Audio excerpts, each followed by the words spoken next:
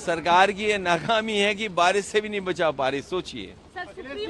और मैं जिस समय मुझे जानकारी मिली थी कि इस तरह का सरकार का आचरण है, उसी समय मैंने कहा था कि सुप्रीम कोर्ट स्वयं इस बात को संज्ञान में ले और ऐसे कार्रवाई को रोके। जैसे दिया बुझने से पहले फड़फड़ाता है, जो सांप्रदायिक राजनीति खत्म हुई है, ये सांप्रदायिक राजनीति का दिया फड़फड़ा रहा है, इसलिए फैसला ले रहे हैं। इसीलिए फैसला चाहे इस बात का लिया जा रहा हो कि दुकानों में या और संस्थाओं में नाम लिखा जाए। मुझे उम्मीद है कि सुप्रीम कोर्ट जब इस बात पर चर्चा करेगा और संज्ञान में जब लिया है तो ऐसे कई कदम सरकार उठाएगी, क्योंकि जब सांप्रदायिक राजनीति खत्म होती है तो इसी तरीके से फड़फड़ाएंगे ये लोग। और उसी तरीके से आपने देखा होगा कितने दिनों लगा हुआ प्रतिबंध, उस पाबंदी को भी हटा दिया है। तो सांप्रदायिक राजनीति खत्म होने जा रही है, इसका दुख भारतीय जनता पार्टी को है। इसीलिए मैंने कहा कि जब सांप्रदायिक राजनीति खत्म होने लगती है तो आखिरी समय सांप्रदायिक राजनीति को जिंदा रखने के लिए, और ये तो बड़े सेंसिटिव चीज है कि अगर अधिकारी सेंसिटिव पोस्ट पर जाएगा और उसका व्यवहार आचरण किसी संस्था से या पॉलिटिकल पार्टी के माध्यम से उसका किया जाएगा, वो तो हम उत्तर प्रदेश में देख ही रहे हैं, हर दिन देख रहे हैं कि अधिकारी किस तरीके से पॉलिटिकल पार्टी का जो काम है वो कर रहे हैं।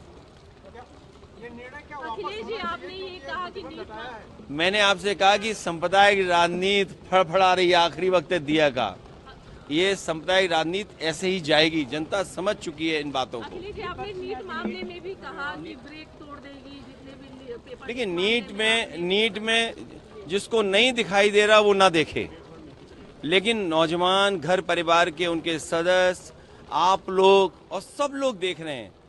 कैसे संभव है कि एक ही जगह पर इतने बच्चे पास हो जाएं, एक ही सेंटर में इतने बच्चों को इतने नंबर आ जाएं?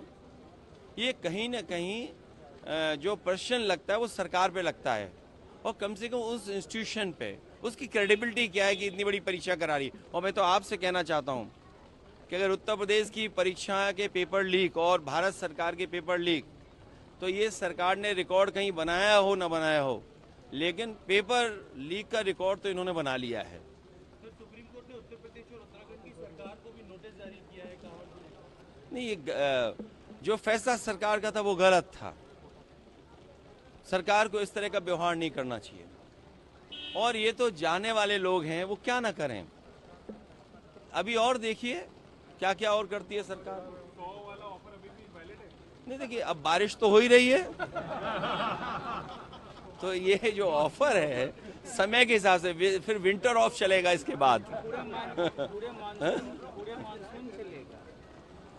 नहीं, पूरे मानसून तो चलेगा। मानसून ऑफर का मतलब ही है मानसून ऑफर। और फिर आप लोग भी बात समझ रहे हैं, क्योंकि उन्हें कुर्सी बचानी थी इसलिए बोर्ड लगाया, उन्होंने कुर्सी बचाने के लिए बोर्ड लगाया। और सच्चाई तो ये है कि दिल्ली लखनऊ वालों ने मिलकर के लगाया है, डबल इंजन सरकार ने मिलकर के दोनों लगवाया है।